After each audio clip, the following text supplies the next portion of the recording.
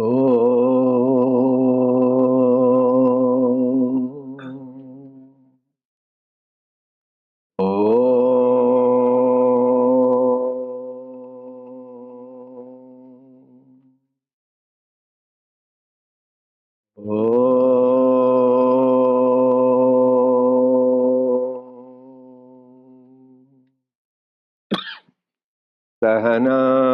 vavatu Sahanau bhunaktu Sahaviryam karavavahai Tejasvinavadhitamastu Ma vidvishavahai.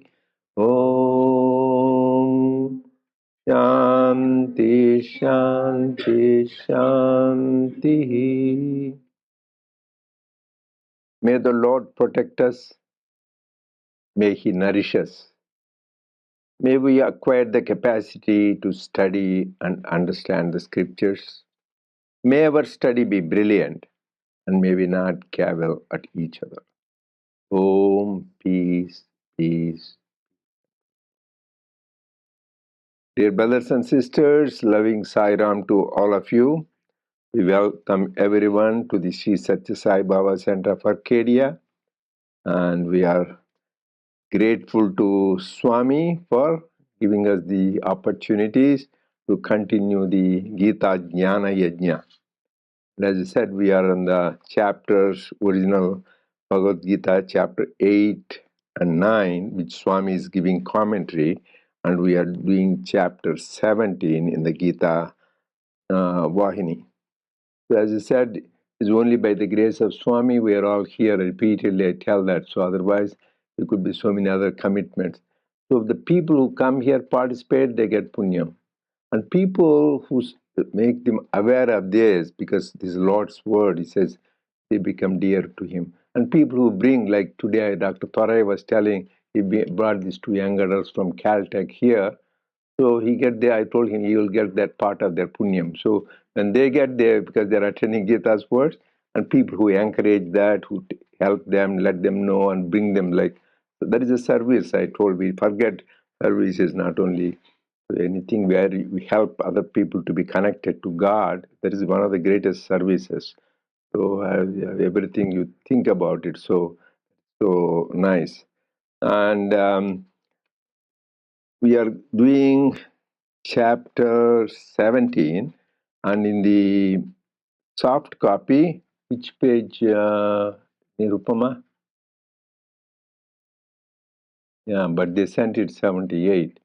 So that is why we need to, another time I was telling, yeah, they sent it, 77 is correct, you're right. But what they sent everybody is 78. So I said that is, they didn't notice. So that is what I said, it is not a major mistake, we will correct it. But that is what Lord Krishna, what did he say? Yoga karmasu kaushalam. Perfection in action is yoga. So whatever we do, whether you eat, whether you walk, whether you write, whether you talk, whatever it is, attention to detail. And that's what I learned from Swami. Even cutting the ribbon or lighting the lamp, everything he has a way. So we all need to remember that.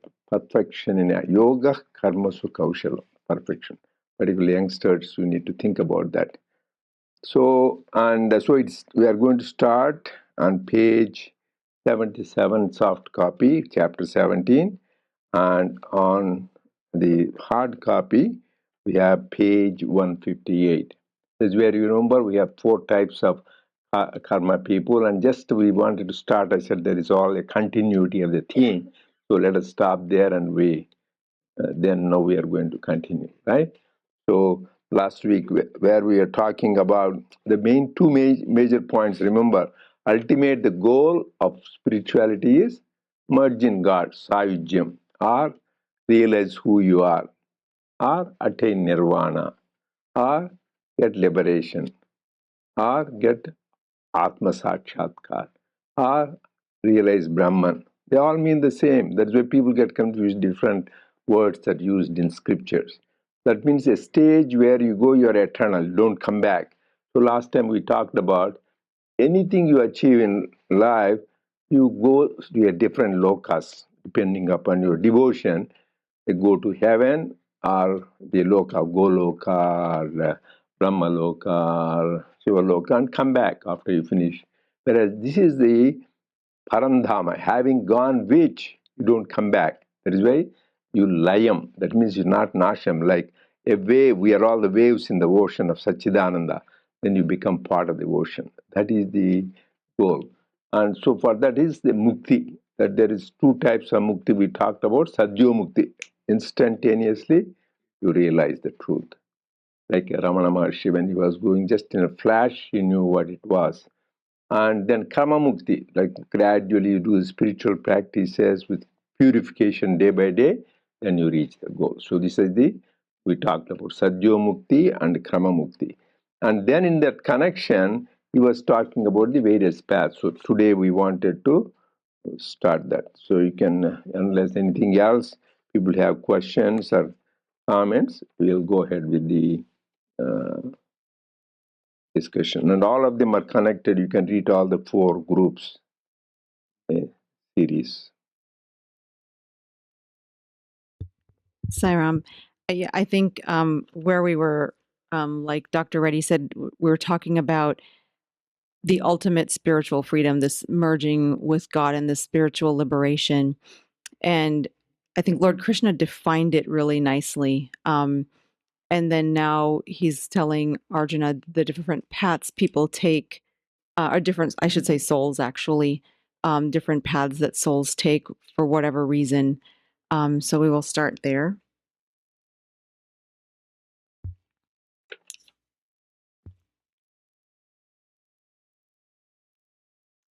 Sairam,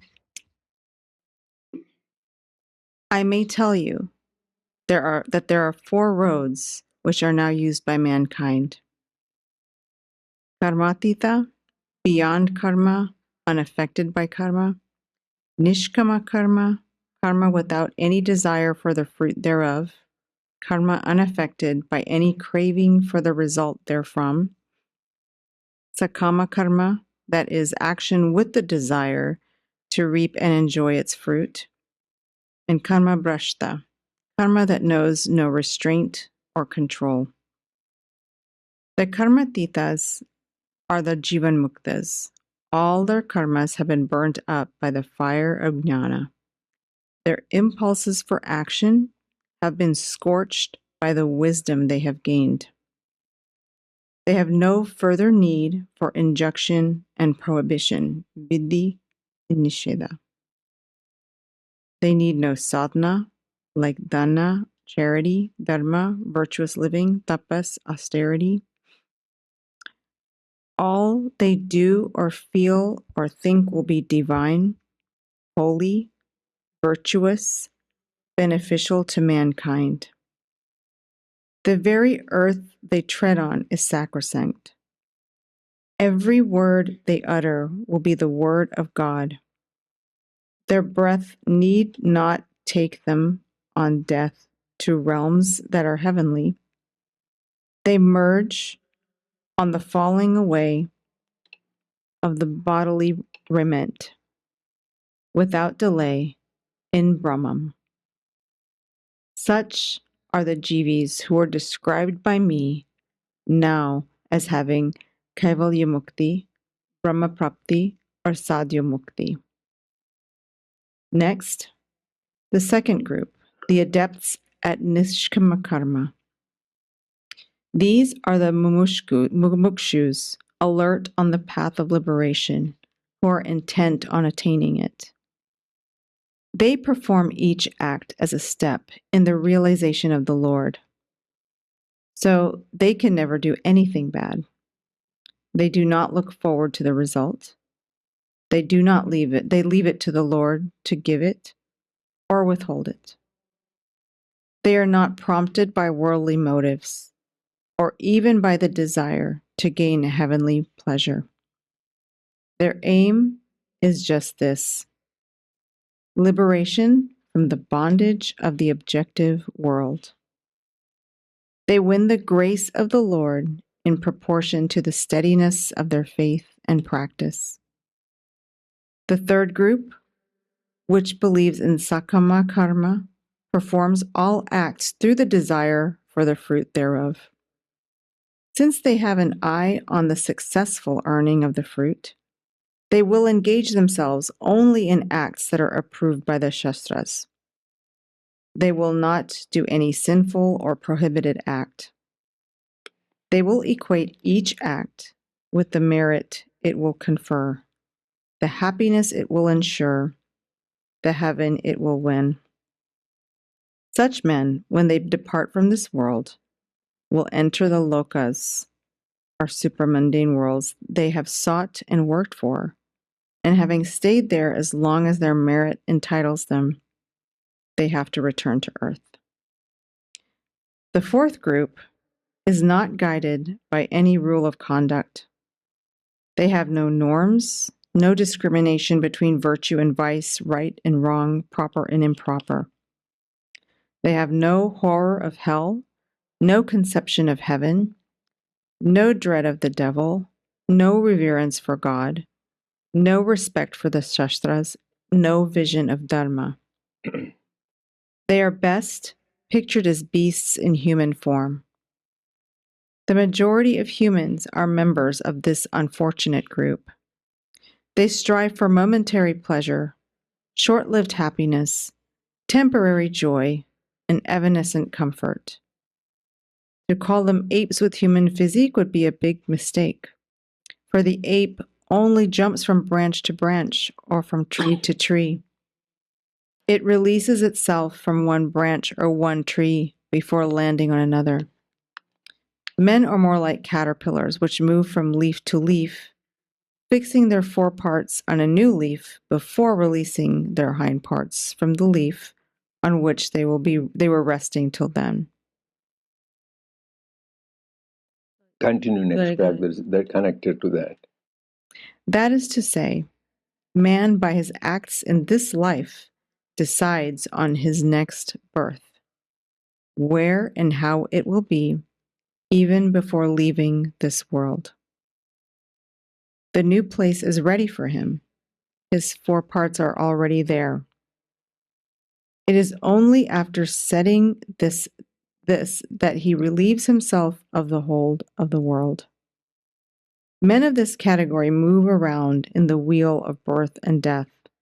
To be born and to die, one must have auspicious moments which will guarantee a wise life and a worthwhile end, Arjuna.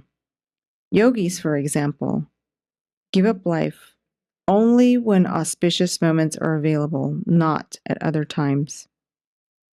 That is why people say death is the witness for the good. An auspicious moment is to be chosen even for the act of death.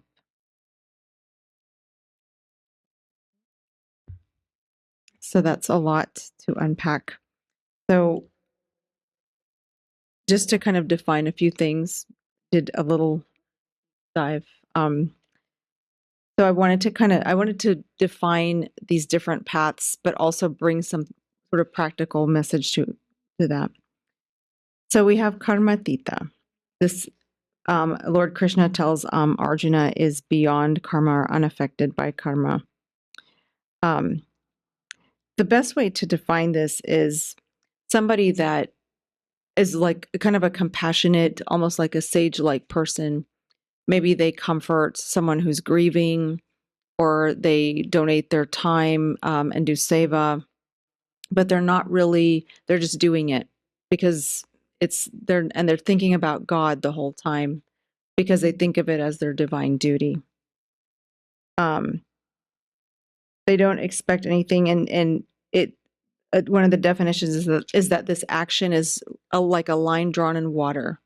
There's really no lasting impression. It's done, and then you kind of move on. So you're free of the karmic cycle of cause and effect, but while engaged in the world. So anybody that is a karmatita really transcends this idea of cause and effect. Then we have nishkama karma. It's karma without the desire for the fruit. So it's detaching from the outcome. So at that point, it's like basically liberation from bondage of the objective world. An example could be somebody who works as a social activist who's fighting for human rights without seeking any kind of recognition. They do the work. Doctors who go out of their way without expecting any payment or anything in return. I think the biggest example of nishkama karma is probably being a parent, where parents, you do everything with the utmost love for your children without really expecting anything in return. You do it because it comes from the love of your children. We have sakama karma, which is you have the action, but then the action comes with the result, and you do the action for the sake of reaping the benefit of that result. And Lord Krishna was saying they do good because they want that positive result. So they're not really doing anything that's sinful. They're following the right rules. And an example of that is, doing some, like when you're working, you're doing your job, but, you kind of want that paycheck. Maybe you do a little extra to get the bonus. You're working and you're doing good, but you're expecting something in return for that. Then karma brashta. So this is defined by Lord Krishna here as karma that shows no restraint or control. So I just looked through some examples of this. So, it's folks that really seek things like these short-lived pleasures and temporary joys. And so they kind of go through births and deaths repeatedly. One of the examples that I thought was really good is, someone who was a king, and if, initially when they're crowned, they have the well-being of the people in their kingdom and justice, and they're really devoted to that. As they become king for a little bit longer, sometimes they can become a little more entranced with the luxury and power and the wealth of being a king. So maybe to continue to obtain that wealth or continue to obtain that power, they might cut programs that benefit people who are poor, or they might increase taxes. And I hear laughter because that's probably what's happening right now. But they increase taxes and they do things that are not considered to be ethical, but then they benefit from it.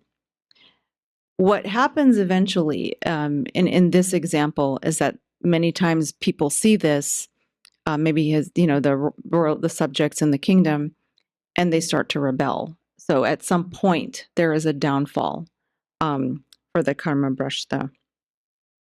I think if there was anything else I wanted to, and I didn't know if you wanted to add anything. Yeah, and I think I'll put them all together in a practical sequence. Swami says most of the people are the kind of thing, but 90% of the people are karma brashtas. He says most of the people, they are interested khana, pina, sona, marna. He says eating, drinking, sleeping, procreating, and die. That's all. So they're involved in sense pleasures. 90%, maybe more than that.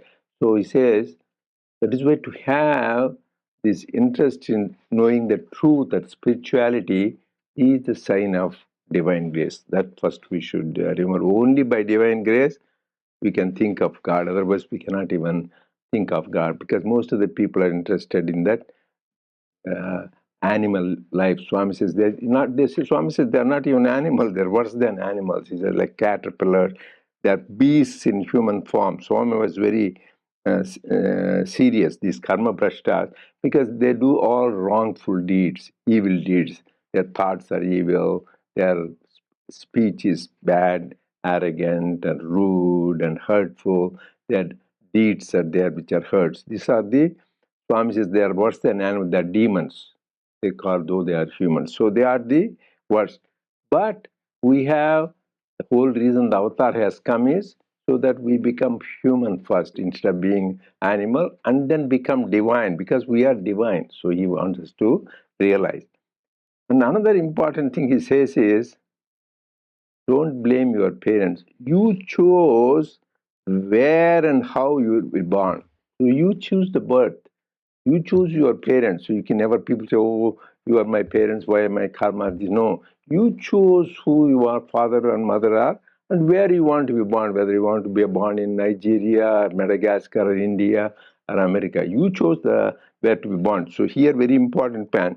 A man by his acts in this life decides on his next birth where and how it will be. So we decide.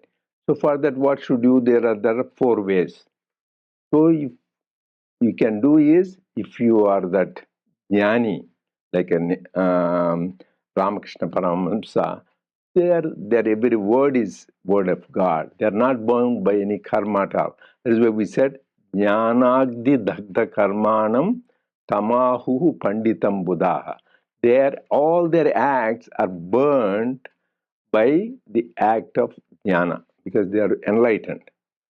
So, in all of us, from the birth to the death, we are all involved in action. There is no scope, no escape for that.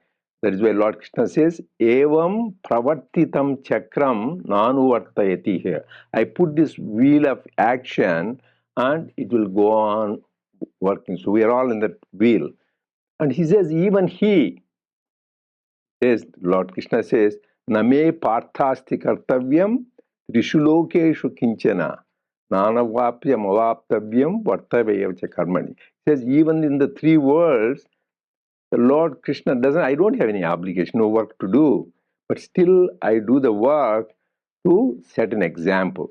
Similarly, Swami, any avatar you send Swami, worked from the time childhood till he left his body, always blessing the devotees, helping the humanity for the redemption, what to do. Even he doesn't need to do that because they are liberated, they are Jivan Muktas. So all these people, but to say like same thing with Lord Krishna, he doesn't need to go and get part in the war. He is Supreme Parabrahman, Lord Krishna, but to get rid of the wicked, he did that. Same with Lord Rama. So those people are not bound by karma at all. It is like they say we are all bound by a rope. What is that rope? Karma.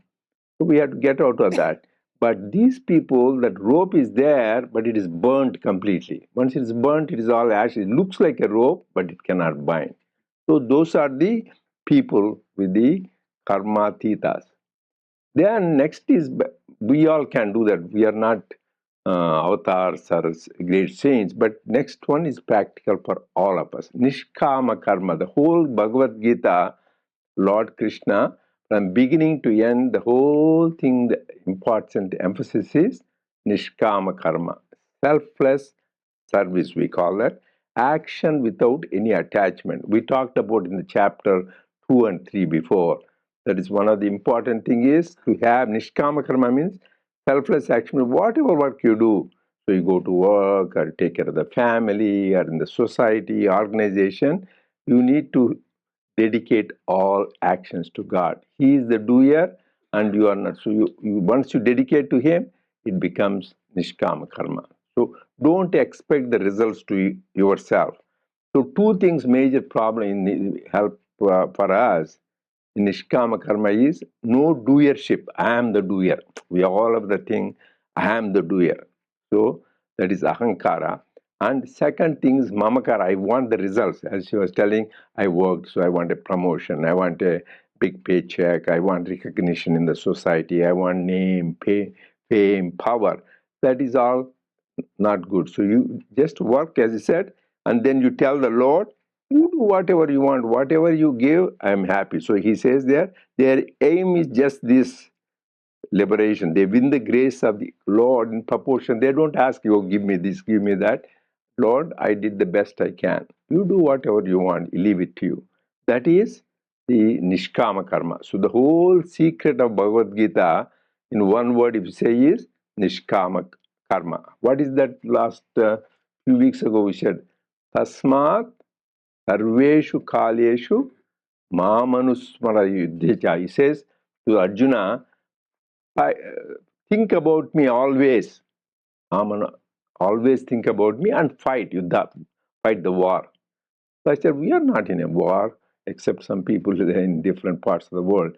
But every day is a war. Every day from the time we get up till we go sleep is a war. War in the different levels between the negative and positive thoughts, whether it could be at home or at work or in the society, anywhere. Always there will be two kinds of forces. There, you think about God and do that. That is the second path. That all of us is important. The whole purpose of this, we can be karmatitas. We are not beyond karma. We are bound by karma. So how to transcend that? Through nishkam karma. Third one, sakama karma, he says, okay, sakama karma is doing good deeds, as she was telling. So like you do a yajna, people do Rudra yajna, a Chandi yajna, that is to get some results. Like even Dasharatha did what? Putra Kameshti yajna to get children. They do Ashwamedha yajna. Or even doing, some people go around, I will do 9 pradakshinas, go around the temple, so give me promotion. Or I will take away my hair and give me this result. So these are all sakama karma. Or I will break 100 coconuts, give me this. These are all called sakama, third level. You'll get it, but the God is so kind. He says you will give it because you did that. He has to give it. It is by law you have to get it. But that is low. Whatever you do, Swami says, Swami is not looking for your butchu. He says God doesn't like Tirupati. Most of the people that. So this pradakshina, this circumambulation, coconut, they're all okay.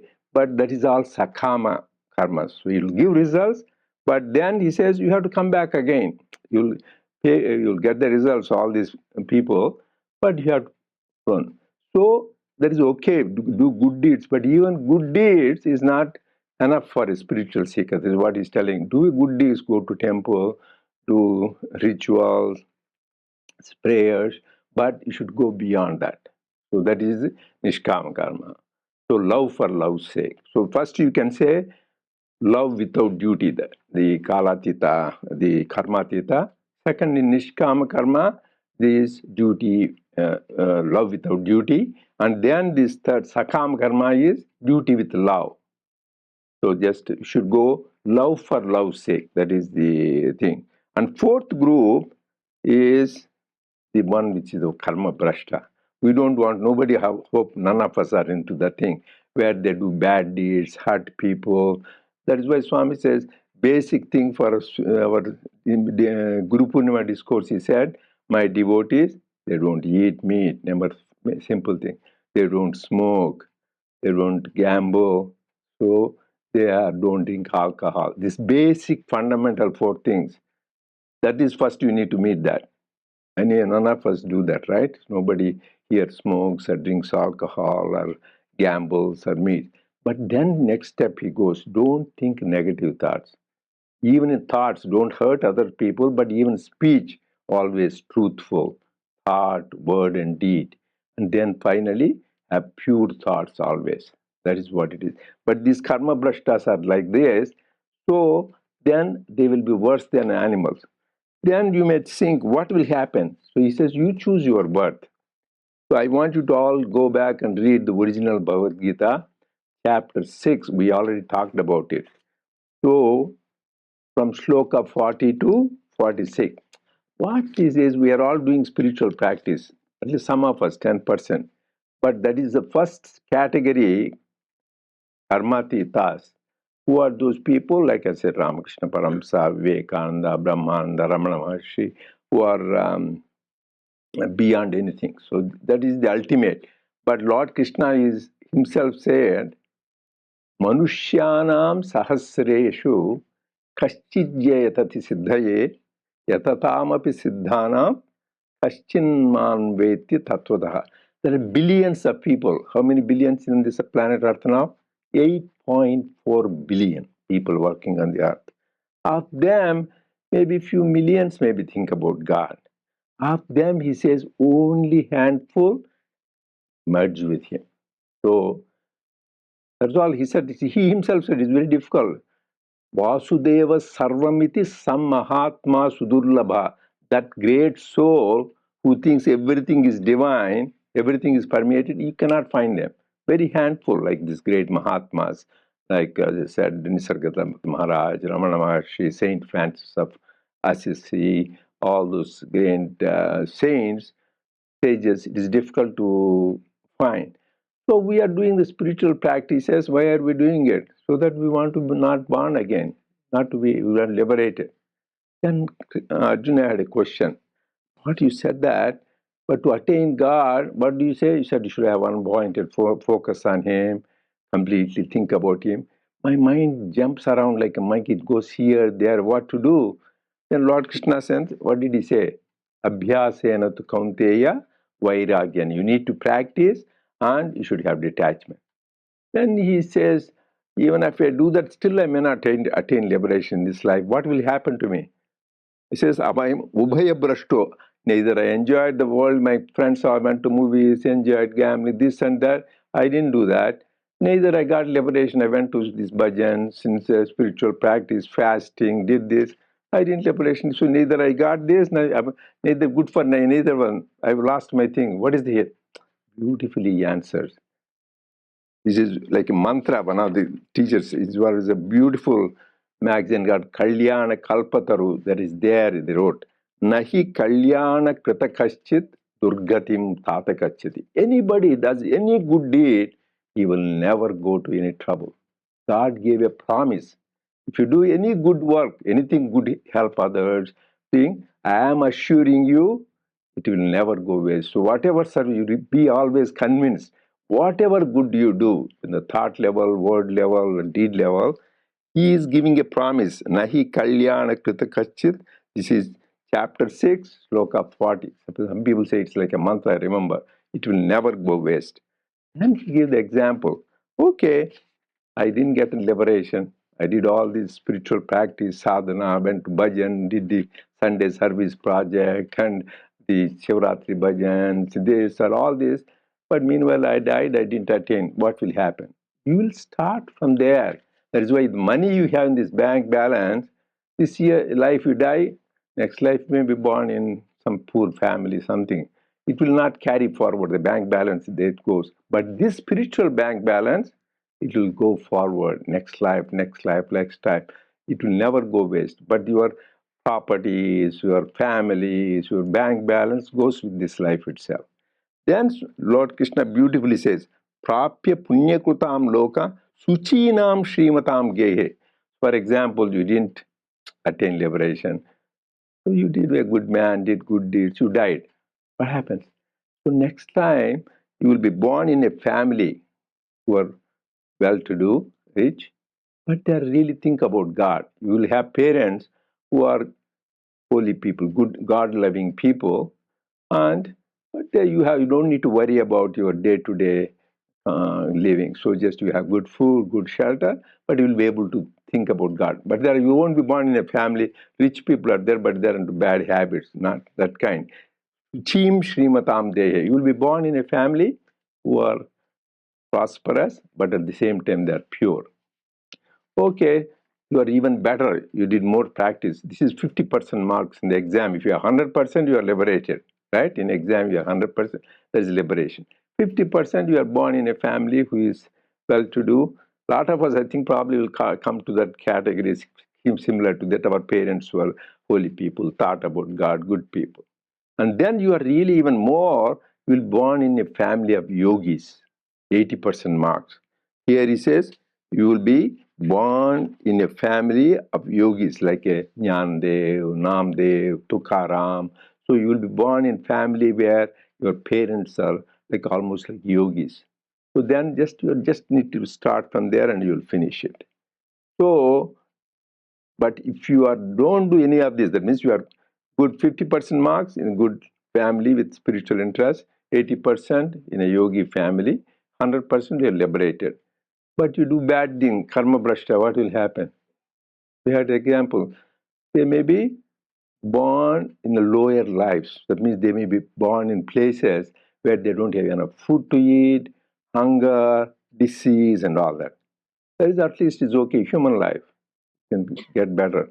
They may be born as animals because we have seen, right? In Shidi Avatar, you may be born as a cobra, you may be born as a frog, you may be born as a goat, like two brothers were born as goats, and you may be born even as a tree. Who was born as a tree? in Krishna avatar. These are celestial beings, Gandharvas. They were arrogant of their beauty, and then they were cursed, and they were born as trees. And Lord Krishna, when he was going around, he hit them, and they were liberated. So, and you may be born as a stone, like who? Ahalya became a stone. So, first, you may be born as a lower human being, or you may be an animal, or you may become even a stone, or you may be a plant. So just make the best use of the life so that you decide. First is goal is to liberate it.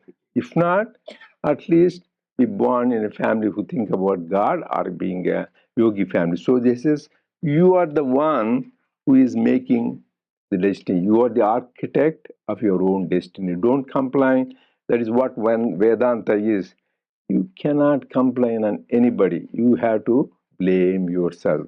You evolve yourself, or you are responsible for your own downfall. So, what is the lesson? Simple. Think good, think no evil. Hear good, hear no evil. See good, see no evil. Speak good, speak no evil. Do good, do no evil. This is the way to God. This is not a complicated thing, right? We can all hear good things, we can all see good things, we can all speak good things, we can all do good things. So this is the way to God. So Swami made it simple. So if you know mantras and Vedas, that is good.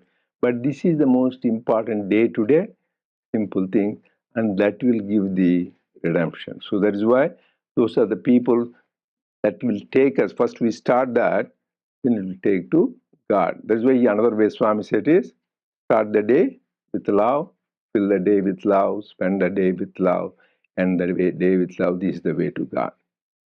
So these are the important concepts. This is the most practical thing Swami has mentioned. So anybody wants to summarize that? Or any question? You have some questions, Pravina? Yes. Sairam. So Nishkama karma is no doership. So if you no doership, Nishkama karma, if you add wisdom, the awareness, the Brahmagnanam, then you become karmatita, which is Krishna says, Gnani is equal to me. Yeah, Jnani Atmaiva me matam. I am declaring there is no difference between Jnani and God. That is why whenever you see a Jnani realized soul, they're equal to your seeing God. Their every word, there's around them, you are really feel you are in the divine presence. So, but just not only that I am the doer, but I don't want the results. Two things. Karma, whenever we are doing, two things happen. One is ahankara, another is mamakara. That I am the doer, and second thing is I want these things to belong to me. So, like I am doing this, I had this job, I am smart, good doctor, good lawyer, good accountant. Then second thing is I want results, mamakara. I want the make more money, or I want this attain this. I want a big family. So that is, so both are, like Swami says, like a snake. Is this is going, and it has poison, right? Where is the poison? Two fangs of the snake contains the poison. That is in the life. Karma has two fangs, and these two fangs of poison is ahankara and mamakara, doership and enjoyership.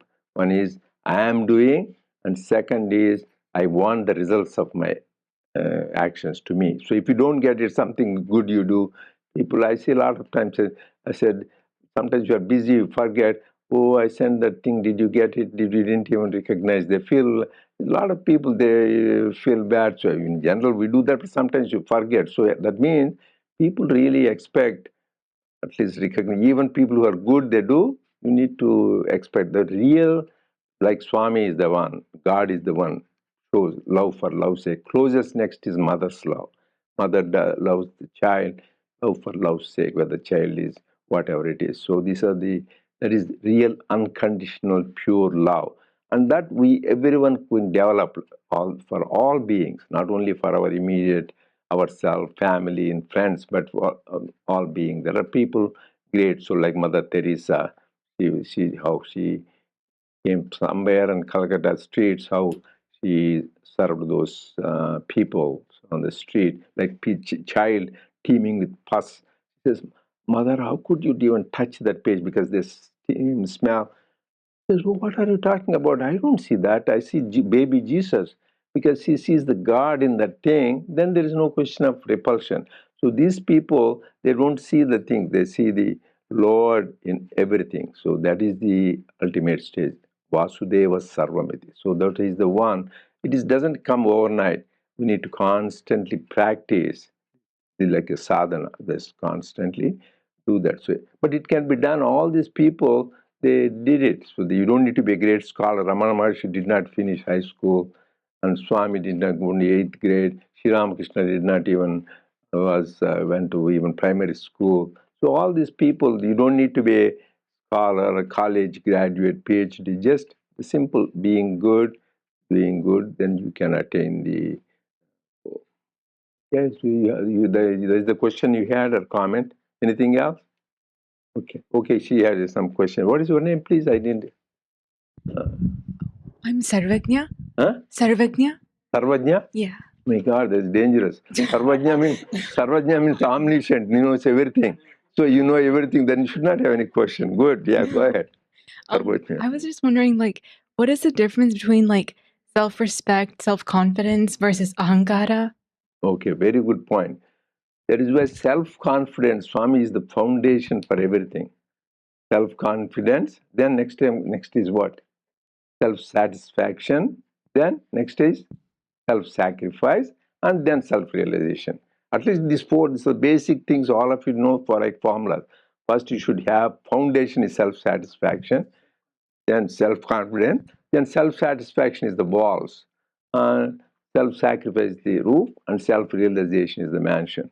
So to get self-realization, foundation is self-confidence. Self-confidence is not in the little self, it's the big self. That is why not a small self versus big self. Big self is Atma. Little self is the body-mind conflict. That is why originally in Sanskrit it is called Atma Vishwasam. In English we translate self-confidence because we don't translate as little self and bigger self. So you should not have confidence in the little self, but you should have confidence in the bigger self, which is Atma Vishwasam.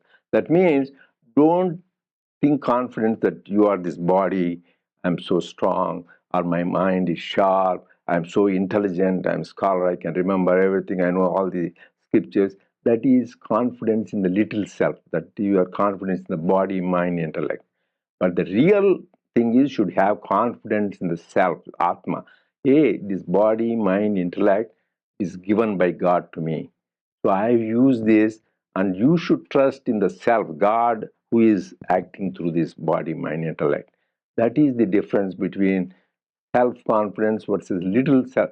So most of the people think in the name of self-confidence, oh, I'm great. They're arrogant. I've seen even among doctors, I have friends, particularly some surgeons, neurosurgeons, they think they're big shot. That is arrogance. That is not really self-confidence, arrogance, which hurts people. But the real self-confidence, Atma Vishwasa, is like a Prahlada, like these great saints. They are so confident among themselves, they have no fear. Like the great example, that 5-year-old by Prahlada, they were thrown from the cliff of the mountain, and he was taken by the snakes, and he was given poison. He was put in the fire. He was smiling all the time because his self-confidence. Well, I am confident God will protect me. He was not scared of his body, mind, intellect. That is real self-confidence. Whereas these people, even though they may be intellectual, achievers, scientists, they have confidence in their body, mind, intellect accomplishment. That is not real self-confidence. That is uh, so-called self, that is little self. Good question. That is very often people get confused. That is why whenever we translate, we put S, big S. People don't watch it. Little S is in the body mind. Big S is thing. That is why everything self-realization, big S, self-satisfaction. So this is why I try to go from the Deha Bhranti to Atma Vishwasa. Okay, time up, and we'll continue next week.